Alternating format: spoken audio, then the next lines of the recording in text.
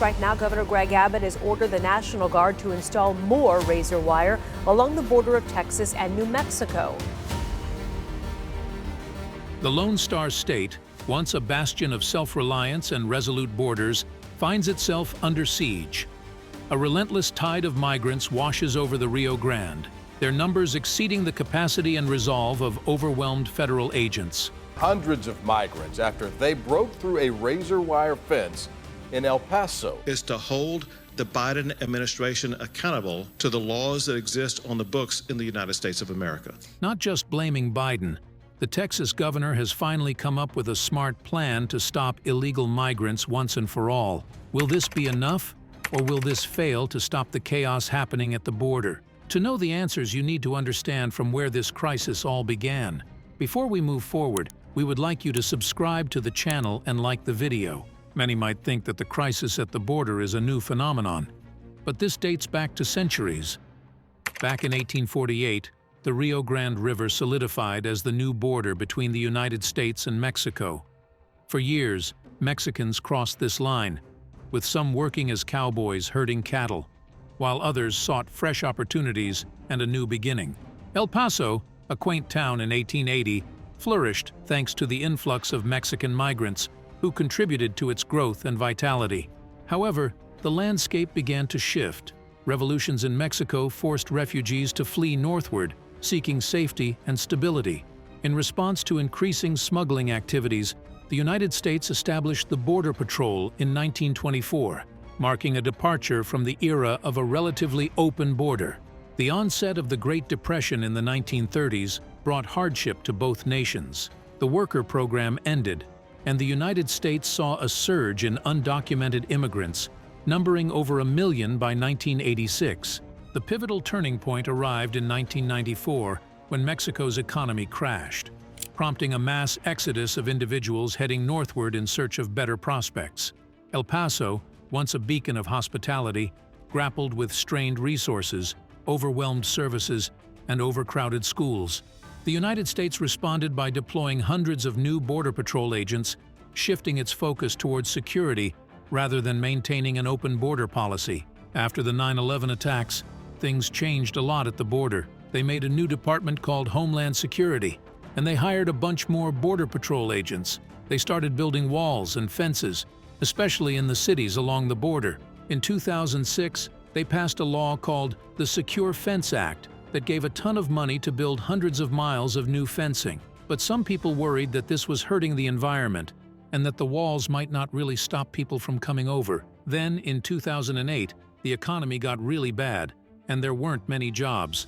So, not as many undocumented immigrants were caught trying to cross, but at the same time, there was more violence from drug gangs in Mexico, and that made the border more dangerous. By 2014, lots of families and kids from Central America were coming to the border because they were running away from violence and poverty in their own countries. The government had to come up with special programs to deal with all these new people. When 2017 rolled around, the government under Trump got really tough on immigration. They started a policy where they would separate families who crossed the border illegally. A lot of people got mad about this, so they eventually stopped doing it. They also started building even more walls.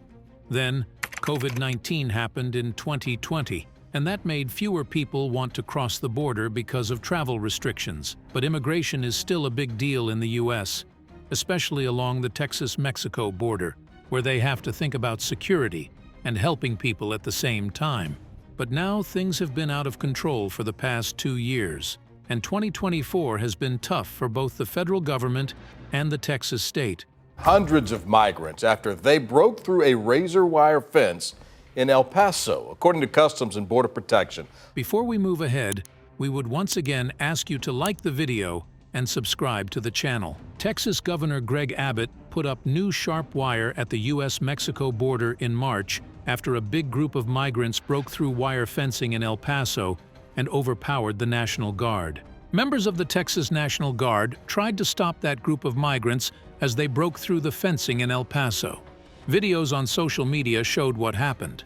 A reporter from the New York Post posted a video online describing when the Texas National Guard got overrun by migrants and a fence was pulled down.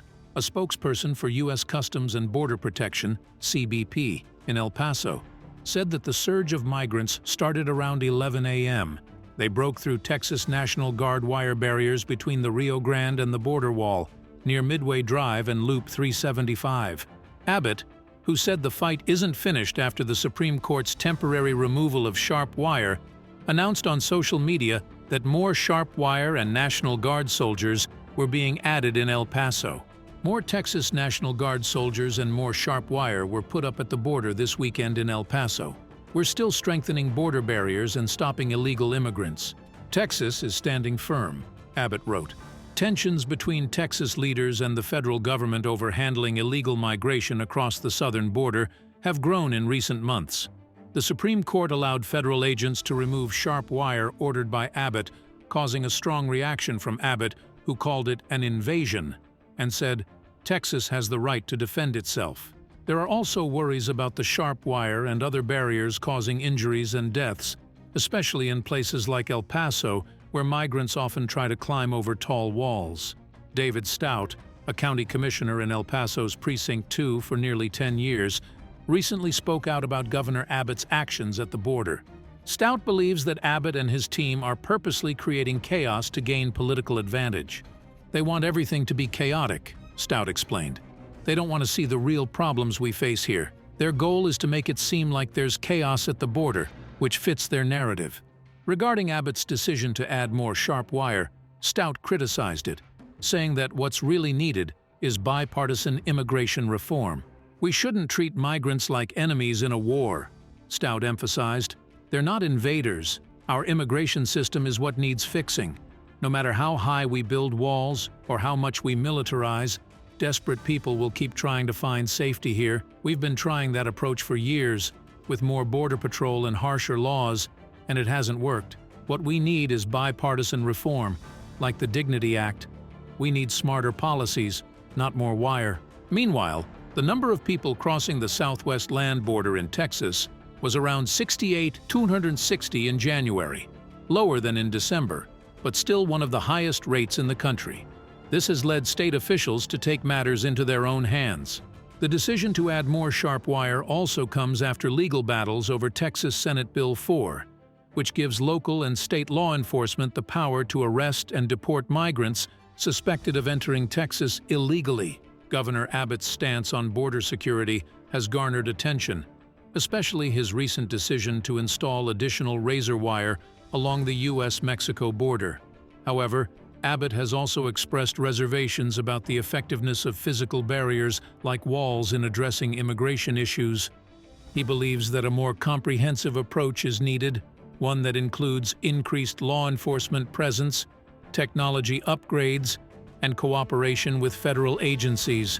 On the one hand, proponents of building walls argue that they can reduce illegal immigration and enhance national security by making it harder for unauthorized individuals to enter the country.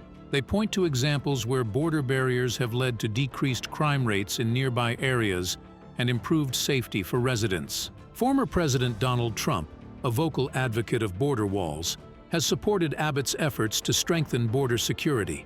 Trump's administration prioritized the construction of a border wall during his presidency, citing reasons such as curbing drug trafficking, preventing human smuggling, and deterring criminals from entering the country. However, critics of building walls raise several concerns. They argue that physical barriers are not foolproof and can be circumvented through various means, such as tunnels or climbing over them. Additionally, they highlight the environmental impact of constructing walls, including disrupting wildlife habitats and impeding natural water flow. Moreover, opponents argue that focusing solely on building walls neglects to address the root causes of migration, such as poverty, violence, and lack of economic opportunities in migrants' home countries. They emphasize the need for comprehensive immigration reform that includes pathways to legal status for undocumented individuals already living in the United States. Governor Abbott's cautious approach to wall construction reflects a growing acknowledgement among some policymakers that border security requires a multifaceted strategy. While physical barriers may have a role to play in certain areas, they are not a panacea for addressing complex immigration challenges.